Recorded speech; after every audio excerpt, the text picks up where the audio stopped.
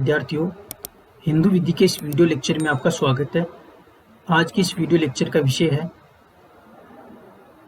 हिंदू विवाह की प्रकृति, नेचर ऑफ हिंदू मैरिज। इससे पहले जो वीडियो था उसमें हमने विवाह एवं विवाह के प्रकार के बारे में अध्ययन किया। आज हम हिंदू विवाह की प्रकृति का अध्ययन करेंगे। एग्जाम के लिहाज से एक बड़ा ही इम्पोर्टेंट टॉपिक है हिंदू विवाह की प्रकृति। साथ में यहाँ से कई कंपटीशन एग्जाम में भी क्वेश्चन आता है। जैसे हिंदू विवाह की प्रकृति है, वहां पर आपको 4 ऑप्शन मिलेंगे। हिंदू विवाह एक संस्कार है, हिंदू विवाह एक संविदा है, हिंदू विवाह संविदा एवं संस्कार का मिश्रित रूप है, या उपरोक्त में से कोई नहीं। तो अधिकतर विद्यार्थी जो पहला ऑप्शन है हिंदू विवाह की प्रकृति, हिंदू विवाह एक संस्कार है, को सिलेक्ट करते हैं और अपना आंसर गलत कर लेते हैं। क्योंकि हमारे जो आसपास का जो परिवेश है उसमें ये सुनते आए हैं कि जो 16 संस्कार है उसमें से एक संस्कार है विवाह है। तो वही बात हमारे दिमाग में रहती है और उस आधार पर हम अपना क्वेश्चन को गलत कर देते हैं। लेकिन हम विधि के विद्यार्थी है और हम हिंदू विवाह की प्रकृति को विधि की दृष्टिकोण से डिस्कस करेंगे। जो हिंदू विवाह की प्रकृति है उसको लेकर एक कालखंड निर्धारित है 1955 से पहले एवं 1955 के बाद। 1955 से पहले जो रूढ़िगत हिंदू विधि थी, जो शास्त्रीय हिंदू विधि जो प्रचलित थी, उसके अनुसार हिंदुओं में विवाह एक पवित्र संस्कार माना गया और ये धारणा है कि विवाह के पश्चात ही व्यक्ति पूर्ण होता है। कई धार्मिक अनुष्ठानों में वैवाहिक जिनका विवाह हो चुका है उन्हीं को उन अनुष्ठानों को करने की छूट थी।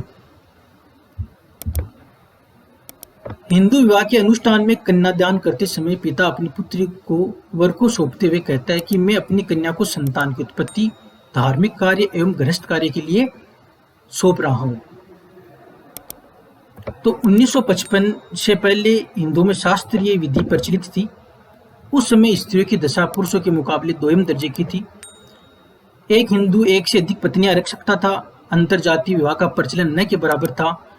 विवाह को जन्म जन्मांतर का बंधन माना गया एवं विवाह विच्छेद, न्यायिक पृथक्करण जैसी कोई अवधारणा नहीं थी।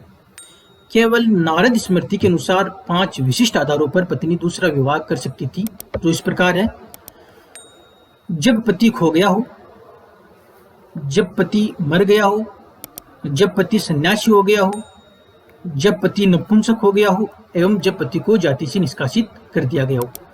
जो पत्नी को जो ये आधार थे, ये भी केवल अमान्य विवाह पद्धति में ही उसको ये आधार थे।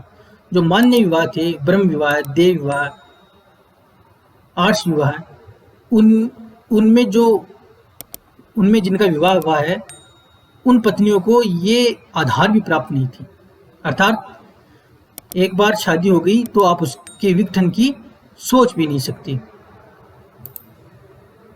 भारत के स्वतंत्र होने के बाद हिंदू विवाह अधिनियम 1955 लागू हुआ और हिंदू विवाह अधिनियम 1955 लागू होते हुए जो रूढ़िगत हिंदू विधि थी उसकी जगह हिंदू विवाह अधिनियम 1955 की अधिनियमित विधि ने ले ली।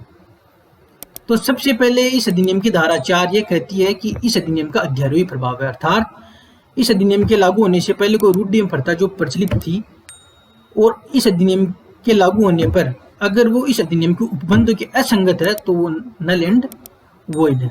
इसके अलावा हिंदू विवाह के लिए आवश्यक शर्तें, इन शर्तों के उल्लंघन होने पर धारा 11 एवं धारा 12 में प्राप्त उपचार, न्यायिक पृथक्करण, विवाह विच्छेद, ये जैसे आधार थे। इन्होंने जो संस्कारी स्वरूप को ये धीरे धीरे संविदात्मक प्रकृति की तरफ ले जा रहे हैं।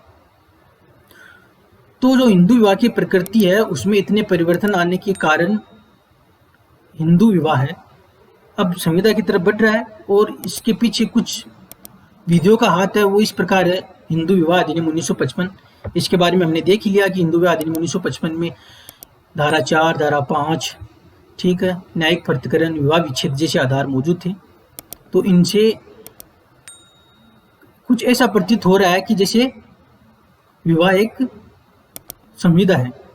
इसके बाद में हिंदू विवाह संशोधन अधिनियम 1964 आया। इसने क्या किया, विवाह विच्छेद के जो आधार थे उनको और ज्यादा आसान बना दिया। पहले दोषिता के सिद्धांत को प्राथमिकता थी, तो अब विघटन की थ्योरी भी साथ साथ आ गई, ब्रेकडाउन थ्योरी। ब्रेकडाउन थ्योरी में क्या जोड़ा गया, धारा 13(1)(a), जिसमें 2 क्लॉज जोड़े गए थे, फर्स्ट और सेकंड, कि अगर पक्षकारों के बीच न्यायिक पृथक्करण की आज्ञप्ति पारित हो गई हो और 2 साल तक उनके मध्य सहवास न हुआ हो, या न्यायिक पुनर्स्थापना की आज्ञप्ति पास हो गई हो और उनका दाम्पत्य जीवन 2 साल की अवधि तक वापस शुरू नहीं हुआ हो, तो उनको विवाह विच्छेद के अतिरिक्त आधार उपलब्ध हो गए। तो जो 1976 का जो संशोधन अधिनियम आया, उसमें ये जो 2 साल की अवधि थी उसको घटाकर 1 साल की अवधि कर दी गई, और इसके साथ न्यायिक पृथक्करण और विवाह विच्छेद के आधारों को एक समान कर दिया गया। मतलब विवाह के बचने की जो थोड़ी बहुत गुंजाइश थी वो भी खत्म हो गई। अब पक्षकार न्यायिक पृथक्करण के बजाय विवाह विच्छेद के आधारों पर विवाह का विघटन कराने लगे। इसके साथ विवाह विच्छेद की प्रक्रिया को और ज्यादा आसान बनाने के लिए इन्होंने धारा 13(b) को भी जोड़ दिया गया, जिसके आधार पर आपसी पक्षकार अपनी आपसी सहमति के आधार पर भी विवाह विच्छेद ले सकते। इसके अलावा धारा 13(2) में जो पत्नी को 4 आधार थे, उनमें एक अंतिम आधार है जो क्लोज 4 है, वो ये बोलता है कि अगर किसी स्त्री का विवाह हो गया हो 15 वर्ष की आयु से पहले, तो वो 15 वर्ष की आयु के पश्चात चाहे विवाह पूर्ण अवस्था को प्राप्त हुआ हो या नहीं हुआ हो, ये कोई मायने नहीं रखता, लेकिन 18 वर्ष से पूर्व वो विवाह का निराकरण कर सकती है। फिर 1978 में बाल विवाह अवरोध संशोधन अधिनियम आया, जहां पर विवाह के लिए पक्षकारों की उम्र को, जो वधु और वर की जो उम्र थी, वो क्रम से 18 एवं 21 हो गई। तो इससे हिंदू विवाह अधिनियम 1955 में संशोधन हुआ और वहां पर भी 18 एवं 21 उम्र कर दी गई। तो इस तरह हम देखें तो पक्षकारों की सक्षमता से हमें यह आभास होता है कि जो विवाह का जो पवित्र बंधन है वो धीरे धीरे संविधात्मक पक्ष की तरफ जा रहा है। अब विवाह एक पवित्र बंधन न होकर पक्षकारों के, हर एक पक्षकार के अधिकार एवं दायित्व हो गए। अगर कोई पक्षकार अपने अधिकार, अपने दायित्व का निर्वहन नहीं करता है, तो दूसरे पक्षकार के पास विवाह को विखंडित करने के उपचार उपलब्ध हैं। तो इस तरह हमने देखा कि जो हिंदू विवाह अधिनियम 1955 और इनमें जो क्रम से 1964 और 1976 में जो संशोधन हुए, साथ 1978 में जो संशोधन हुए, 1978 के संशोधन से अब जो धारा 6 थी संरक्षकता वाली, उसको हटा दिया गया। मतलब अगर कोई कन्या 18 वर्ष की है तो वो अपनी विवाह का फैसला स्वयं ले सकती है। अब यहाँ उसको अपने जो संरक्षक थे उनकी अनुमति की आवश्यकता नहीं है। तो जो हम देखते हैं कि कन्यादान वाला, वो भी अब नहीं रहा। तो जो संस्कार का जो स्वरूप था वो धीरे धीरे कम होता गया, गौण होता गया। धारा 7 हम देखें तो धारा 7 में सप्तपदी का जिक्र किया गया, तो हम उसको संस्कार न कहकर हम यह कह सकते हैं कि हिंदू विवाह अधिनियम 1955 में जो धार्मिक अनुष्ठान थे उनको महत्वपूर्ण जगह दी गई है। तो इस तरह जो हिंदू विवाह की प्रकृति है उसका सार यह है कि अब हिंदुओं में जो विवाह न तो पूर्णतः संस्कार रहा है, न ही पूर्णतः संविदा रहा है, अपितु ये संविदा और संस्कार का मिश्रित रूप है। धन्यवाद।